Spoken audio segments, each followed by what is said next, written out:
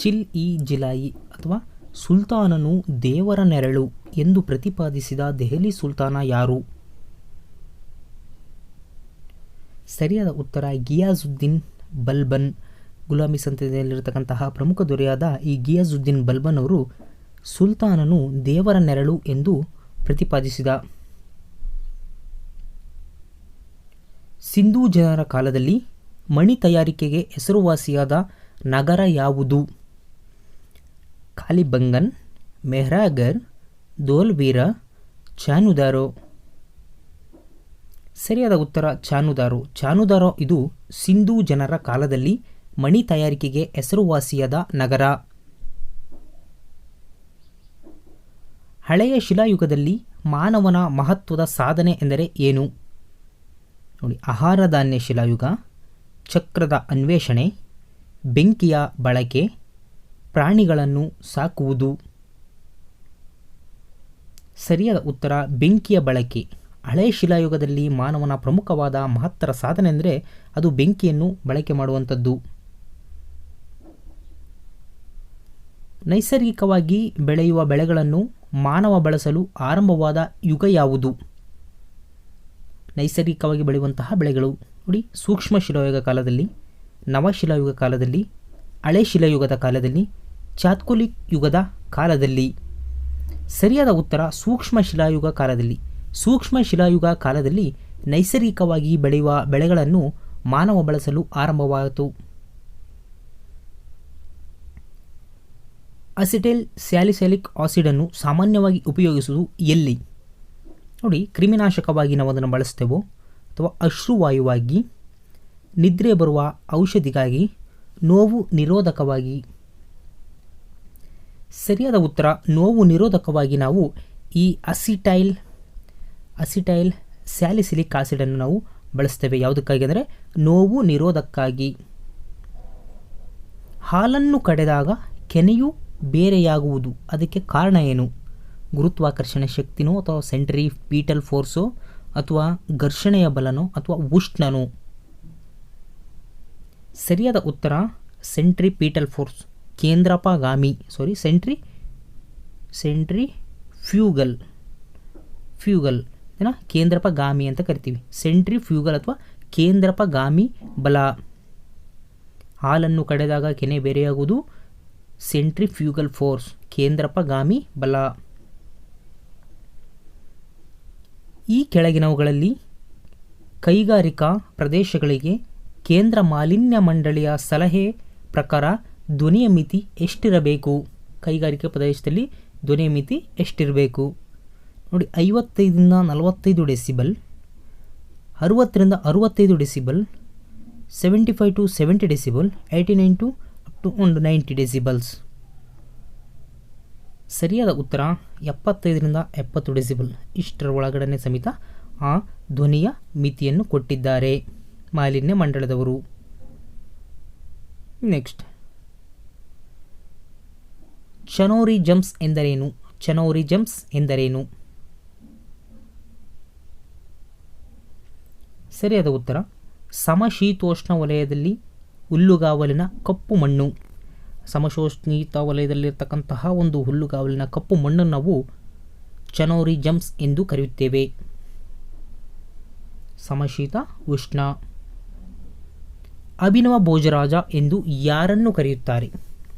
ಅಭಿನವ ಭೋಜರಾಜ.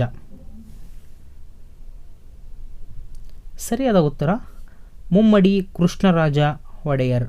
ಈ ಮುಮ್ಮಡಿ ಕೃಷ್ಣರಾಜ ಒಡೆಯರನ್ನು ನಾವು ಅಭಿನವ ಭೋಜರಾಜ ಎಂದು ಕರೆಯಲಾಗುತ್ತದೆ. ಲೋಕಸಭೆಯ ಮೊದಲ ಅಧಿವೇಶನ ಪ್ರಾರಂಭವಾದ ದಿನ ಯಾವುದು? 1952 ಇಸ್ವಿ. ಎಲ್ಲ ಸೇಮ್ ಇರುತ್ತೆ, ಇವನ್ನ ಮಾತ್ರ ಬದಲಾವಣೆ ಕೊಟ್ಟಿರ್ತಾನೆ, ಅದಕ್ಕೋಸ್ಕರ ಇವು ಮೋಸ್ಟ್ ಇಂಪಾರ್ಟೆಂಟು, ನೋಡ್ತಾ ಇರಿ. ಲೋಕಸಭೆಯ ಮೊದಲ ಅಧಿವೇಶನ ನಡೆದಂತಹ ದಿನ ಮೇ 13, 1952. ಮೇ 13. ಈ ದಿನಾಂಕವನ್ನು ನೆನಪಲ್ಲಿಟ್ಕೊಳ್ಳಿ, ತಲೆ ಒಳಗೆ ಬರ್ಕೊಂಬಿಡಿ. ಮೇ 13, 1952 ಲೋಕಸಭಾ ಮೊದಲ ಅಧಿವೇಶನ ಪ್ರಾರಂಭವಾದ ದಿನ. Next, reserve bank of India ಬಿಡುಗಡೆಗೊಳಿಸಿದ ನೂತನ 20 ರೂಪಾಯಿ ಮುಖಬೆಲೆಯ ನೋಟಿನ ಮೇಲಿರುವ ಪಾರಂಪರಿಕ ನಿರ್ಮಿಸಿದವಾದಂಥ ಚಿತ್ರ ಯಾವುದು? ಅಂದರೆ 20 ರೂಪಾಯಿ ಮೇಲಿರ್ತಕ್ಕ 20 ರೂಪಾಯಿ ನೋಟಿನ ಮೇಲಿರ್ತಕ್ಕಂತಹ ಚಿತ್ರದ ಹೆಸರು ಯಾವುದು? ನೋಡಿ, ಹಂಪಿ ಕಲ್ಲಿನ ರಥ, ಕೋನಾರ್ಕ್ ಸೂರ್ಯ ದೇವಾಲಯ, ಎಲ್ಲರ ಗುಹೆ, ಬಾದಾಮಿ ಗುಹೆ. ಸರಿಯಾದ ಉತ್ತರ ಎಲ್ಲೋರ ಗುಹೆ. ನಾವು 20 ರೂಪೀಸ್ ನೋಟಿನಲ್ಲಿ ನಾವು ಎಲ್ಲರ ಗುಹೆಗಳನ್ನು ನೋಡಬಹುದು. ಹಾಗೆ 500 ರೂಪೀಸ್ ನೋಟಿಸ್ನಲ್ಲಿ ನಾವು ಏನು ನೋಡಬಹುದು? ಕೆಂಪು ಕೋಟೆಯನ್ನು ನೋಡಬಹುದು. ಹಾಗಾದರೆ ನಾವು ದೊಡ್ಡ ಮುಖಬೆಲೆ ನೋಟಾದ 2000 ರೂಪಾಯಿನಲ್ಲಿ ನಾವು ಏನು ನೋಡ್ಬೋದು ಅಂದರೆ ಮಂಗಳಯಾನವನ್ನು ನೋಡಬಹುದು. ನೆಕ್ಸ್ಟ್, ನಮ್ಮ ಸ್ವಾತಂತ್ರ್ಯವು ಅಂದರೆ ನಮ್ಮ ಭಾರತವು ಸಾರ್ವಭೌಮತೆ ಎಂದರೇನು? ಸಾರ್ವಭೌಮತೆ ಅಂತ ನಾವು ಕರಿತೀವಿ. ಹಾಗಾದರೆ ಸಾರ್ವಭೌಮತೆ ಅಂದರೆ ಏನು? ಎಲ್ಲ ಧರ್ಮಗಳನ್ನು ಸಮಾನವಾಗಿ ಕಾಣುವುದನ್ನು ನಾವು ಸಾರ್ವಭೌಮತೆ ಅಂತೇವೆ. ಅಂದರೆ ಎಲ್ಲ ಧರ್ಮಗಳನ್ನು ಸಮಾನವಾಗಿ ಕಾಣುವುದು. ಅಥವಾ ಭಾರತ ಸರ್ಕಾರ ಪರಮಾಧಿಕಾರವನ್ನು ಹೊಂದಿದೆಯಲ್ಲ, ಅದೇ ಸಾರ್ವಭೌಮತೆ ಅಂತ ಕರಿತೇವೆ. ಅಥವಾ ಭಾರತದ ಪೌರರು ಪರಮಾಧಿಕಾರವನ್ನು ಹೊಂದಿದ್ದಾರಲ್ಲವೋ, ಅದಕ್ಕೋಸ್ಕರ ನಾವು ಸಾರ್ವಭೌಮತೆ ಅಂತ ಕರಿತೇವೆ. ಆಪ್ಷನ್ ಡಿ ನೋಡಿ, ಭಾರತದ ಆಂತರಿಕ ಮತ್ತು ಬಾಹ್ಯ ಪರಮಾಧಿಕಾರಗಳನ್ನೆರಡೂ ಹೊಂದಿದೆ. ಒಂದಕ್ಕೊಂದು ಲಿಂಕ್ ಸಿಗ್ತಾವೆ, ನೀವು ಅದು ಸರಿ ಇದು ಸರಿ ಅಂತ ಹೋಗೋದಲ್ಲ. ಇದಕ್ಕೆ ಪರ್ಟಿಕ್ಯುಲರ್ಗೆ ಸಾರ್ವಭೌಮತೆ ಅಂದರೆ ನಾವು ಭಾರತದ ಆಂತರಿಕ ಮತ್ತು ಬಾಹ್ಯ ಪರಮಾಧಿಕಾರಗಳನ್ನೆರಡನ್ನು ಹೊಂದಿರೋದಕ್ಕೋಸ್ಕರ ನಮಗೆ ಭಾರತವು ಸಾರ್ವಭೌಮತೆ ಎಂದು ಕರಿತೇವೆ. ನಾವು ಎಲ್ಲ ಧರ್ಮಗಳನ್ನು ಸಮಾನವಾಗಿ ಕಾಣೋಕ್ಕಾಗಿರ್ಬೋದು, ಅಥವಾ ಭಾರತ ಸರ್ಕಾರ ಪರಮಾಧಿಕಾರ ಹೊಂದಿರೋದು, ಪೌರರು ಪರಮಾಧಿಕಾರ ಹೊಂದೇನೆ, ಇವೆಲ್ಲವೂ ಸಾರ್ವಭೌಮತೆ ಅಲ್ಲ. ಭಾರತ ಆಂತರಿಕ ಮತ್ತು ಬಾಹ್ಯ ಪರಮಾಧಿಕಾರಗಳನ್ನು ಎರಡನ್ನೂ ಹೊಂದಿದೆ. ಅದಕ್ಕೋಸ್ಕರ ನಮ್ಮ ಭಾರತವು ಸಾರ್ವಭೌಮ ರಾಷ್ಟ್ರ ಅಂತ ನಾವು ಕರಿತೇವೆ. ನೆಕ್ಸ್ಟ್, ಕೆ ಎಂ ಮುನ್ಷಿಯವರು ಸಂವಿಧಾನವನ್ನು ಏನೆಂದು ವರ್ಣಿಸಿದ್ದಾರೆ? ಕೆ ಎಂ ಮುನ್ಷಿಯವರು ಸಂವಿಧಾನದ ಒಡವೆ, ಭಾರತದ ಆತ್ಮ, ರಾಜಕೀಯ ಜಾತಕ, ಭಾರತದ ಹೃದಯ. ಸರಿಯಾದ ಉತ್ತರ ರಾಜಕೀಯ ಜಾತಕ. ಕೆ ಎಂ ಮುನ್ಷಿಯವರು ಸಂವಿಧಾನವನ್ನು ರಾಜಕೀಯ ಜಾತಕ ಎಂದು ಹೊರಡಿಸಿದ್ದಾರೆ. ಡಾಕ್ಟರ್ ಬಿ ಆರ್ ಅಂಬೇಡ್ಕರ್ ಅವರು ಆರ್ಟಿಕಲ್ 32 ಅನ್ನು ಸಂವಿಧಾನದ ಹೃದಯ ಮತ್ತು ಆತ್ಮ ಅಂತ ಕರೆದಿದ್ದಾರೆ. ಯಾರು? ಡಾಕ್ಟರ್ ಬಿ ಆರ್ ಅಂಬೇಡ್ಕರ್ ಸಂವಿಧಾನ ಆರ್ಟಿಕಲ್ 32 ಅನ್ನು. ಕೆ ಎಂ ಮುನ್ಷಿಯವರು ಸಂವಿಧಾನವನ್ನು ರಾಜಕೀಯ ಜಾತಕ ಅಂತ ಕರೀತಾರೆ. ರಾಜಕೀಯ ಜಾತಕ. ನಮ್ಮ ಸಂವಿಧಾನದ ಯಾವ ವಿಧಿಯು ಸಂಸತ್ತಿನ ರಚನೆಗೆ ಅವಕಾಶ ಮಾಡಿಕೊಡುತ್ತದೆ? ಸಂಸತ್ತಿನ ರಚನೆಗೆ ಅವಕಾಶವನ್ನು ಮಾಡಿಕೊಡುವಂತಹ ವಿಧಿ ಯಾವುದು? ಸರಿಯಾದ ಉತ್ತರ ಆರ್ಟಿಕಲ್ 79. ಆರ್ಟಿಕಲ್ 79 ನಮ್ಮ ಸಂವಿಧಾನ ರಚನೆಗೆ ಅವಕಾಶವನ್ನು ಮಾಡಿಕೊಡುತ್ತದೆ. ನೆಕ್ಸ್ಟ್, ವಿಧಾನ ಪರಿಷತ್ತಿಗೆ ಮಸೂದೆಯನ್ನು 2ನೇ ಬಾರಿ ಕಳಿಸಿದಾಗ ಎಷ್ಟು ಅವಧಿಗೆ ಒಪ್ಪಿಗೆ ನೀಡಬೇಕು? ಸರಿಯಾದ ಉತ್ತರ 1 ತಿಂಗಳು. ಸರಿಯಾದ ಉತ್ತರ 1 ತಿಂಗಳು. ಆದರೆ ಹಣಕಾಸು ಮಸೂದೆ ಆದರೆ ಅದನ್ನು 14 ದಿನಗಳಲ್ಲಿ ಅದು ವಾಪಸ್ ಮಾಡಬೇಕಾಗುತ್ತೆ. ಅವರು ಒಪ್ಪದೇ ಇದ್ದರೂ ಸಮೇತ ಹಣಕಾಸು ಮಸೂದೆ ಅದು ಬಿಲ್ ಪಾಸ್ ಆದಂಗೆ ಲೆಕ್ಕ. ಆದರೆ ವಿಧಾನ ಪರಿಷತ್ತಿಗೆ ಅದರ ಮಸೂದೆಯನ್ನು 2ನೇ ಬಾರಿ ಕಳಿಸಿದಾಗ ಅವರು 1 ತಿಂಗಳ ಅವಧಿಗೆ ಅದನ್ನು ಒಪ್ಪಿಸಬೇಕು ವರದಿಯನ್ನು. ನೆಕ್ಸ್ಟ್, ಬಳಕೆದಾರನ ಬೆಲೆ ಸೂಚ್ಯಂಕದಲ್ಲಿ ಯಾವ ಬಾಫ್ತು ಅತಿ ಹೆಚ್ಚಿನ ತೂಕವನ್ನು ಹೊಂದಿದೆ?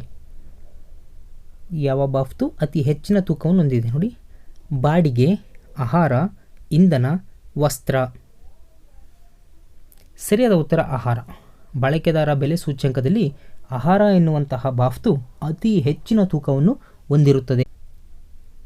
ಕರ್ನಾಟಕದ ಒಟ್ಟು ಭೂಪ್ರದೇಶದಲ್ಲಿ ಅರಣ್ಯ ಪ್ರದೇಶದ ಪರ್ಸೆಂಟೇಜ್ ಎಷ್ಟು?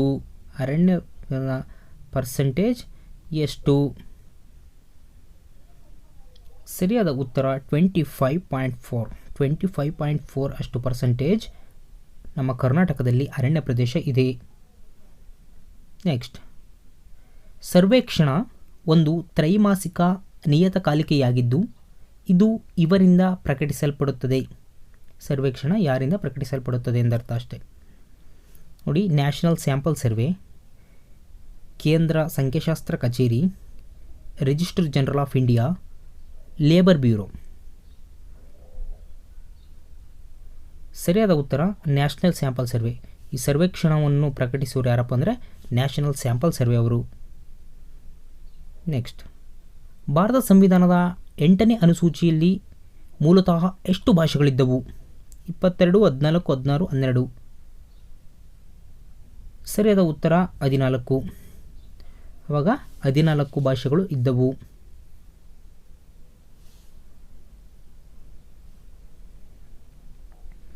ಹತ್ತನೇ ಅನುಸೂಚಿಯ ಪ್ರಕಾರ ಪಕ್ಷ ವಿಭಜನೆ ಅಂದರೆ ಪಕ್ಷಾಂತರ ನಿಷೇಧ ಕಾಯ್ದೆ ಪಕ್ಷ ವಿಭಜನೆ ಸಂದರ್ಭದಲ್ಲಿ ಅನರ್ಹತೆಯಿಂದ ವಿನಾಯಿತಿ ನೀಡುವಂತೆ ಯಾವ ಸಮಿತಿಯು ಸೂಚಿಸಿದೆ? ಅನರ್ಹತೆಯಿಂದ ವಿನಾಯಿತಿ ನೀಡುವಂತೆ ನೋಡಿ, ಇಂದ್ರಜಿತ್ ಗುಪ್ತಾ ಸಮಿತಿ, ಭಾಳ ಇಂಪಾರ್ಟೆಂಟ್ ಪ್ರಶ್ನೆ. ಇಂದ್ರಜಿತ್ ಗುಪ್ತಾ ಸಮಿತಿ, ರಾಷ್ಟ್ರೀಯ ಚುನಾವಣಾ ಸುಧಾರಣಾ ಸಮಿತಿ, ತಾರಕುಂದೆ ಸಮಿತಿ, ದಿನೇಶ್ ಗೋಸ್ವಾಮಿ ಸಮಿತಿ.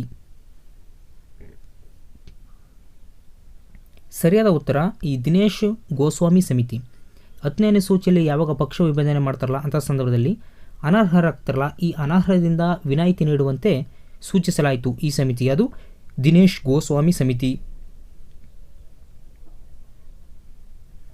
ಅತಿ ಹೆಚ್ಚಿನ ಜನರನ್ನು ಉದ್ಯೋಗದಲ್ಲಿ ತೊಡಗಿಸಿಕೊಂಡಿದ್ದರೂ ಅವರ ನೈಜ ಕೊಡುಗೆಯು ಸೀಮಿತ ಇಲ್ಲವೇ ಋಣಾತ್ಮಕವಾಗಿದ್ದರೆ ಅದು ನೋಡಿ, ಅದನ್ನು ಋತುಮಾನ ನಿರುದ್ಯೋಗ, ಚಕ್ರೀಯ ನಿರುದ್ಯೋಗ, ಮರೆಮಾಚಿದ ನಿರುದ್ಯೋಗ, ತಾಂತ್ರಿಕ ನಿರುದ್ಯೋಗ. ಸರಿಯಾದ ಉತ್ತರ ಮರೆಮಾಚಿದ ನಿರುದ್ಯೋಗ. ಬಹಳಷ್ಟು ಜನರು ಉದ್ಯೋಗದಲ್ಲಿ ತೊಡಗಿಕೊಂಡಿರ್ತಾರೆ, ಆದರೆ ಅವರ ನಿಜವಾದ ಕೊಡುಗೆ ಸೀಮಿತವಾಗಿರುತ್ತೆ, ಇಲ್ಲ ಋಣಾತ್ಮಕವಾಗಿರುತ್ತೆ. ಅಂದರೆ ಅವರು ಆ ಕೆಲಸದಲ್ಲಿ ಆಸಕ್ತಿಯನ್ನು ಅಷ್ಟೊಂದು ತೋರುವುದಿಲ್ಲ. ಅದಕ್ಕೆ ನಾವು ಮರೆಮಾಚಿದ ನಿರುದ್ಯೋಗ ಎಂದು ಕರೆಯುತ್ತೇವೆ. ಪಶ್ಚಿಮ ಘಟ್ಟದಲ್ಲಿರುವ ಅರಣ್ಯಗಳು ಯಾವ ವಿಧಕ್ಕೆ ಸೇರುತ್ತವೆ? ನೋಡಿ, ಮ್ಯಾಂಗ್ರೋವ್ ಕಾಡುಗಳು, ಎಲೆ ಉದುರುವ ಕಾಡುಗಳು, ನಿತ್ಯ ಹರಿದ್ವರ್ಣ ಕಾಡುಗಳು, ಟಂಡ್ರಾ ಸಸ್ಯವರ್ಗ. ಸರಿಯಾದ ಉತ್ತರ ನಿತ್ಯ ಹರಿದ್ವರ್ಣ ಕಾಡುಗಳು. ಪಶ್ಚಿಮ ಘಟ್ಟಗಳಲ್ಲಿ ಅರಣ್ಯಗಳು ನಿತ್ಯ ಹರಿದ್ವರ್ಣ ಕಾಡುಗಳಾಗಿರುತ್ತವೆ.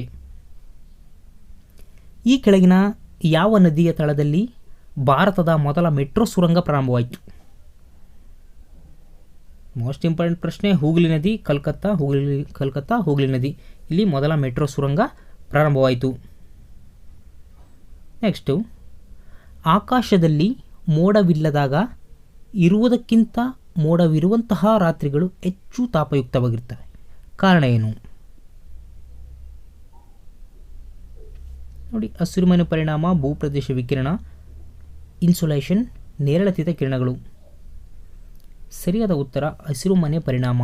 ಹಸಿರುಮನೆ ಪರಿಣಾಮದಿಂದ ಆಕಾಶದಲ್ಲಿ ಮೋಡ ಇಲ್ದಿರೋಕ್ಕಿಂತ ಮೋಡ ಯಾವಾಗಿರ್ತಾವೋ ಆವಾಗ ರಾತ್ರಿಗಳು ಹೆಚ್ಚು ತಾಪಯುಕ್ತವಾಗಿರ್ತವೆ.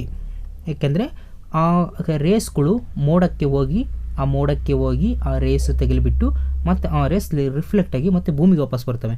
So it is an example of green house effect.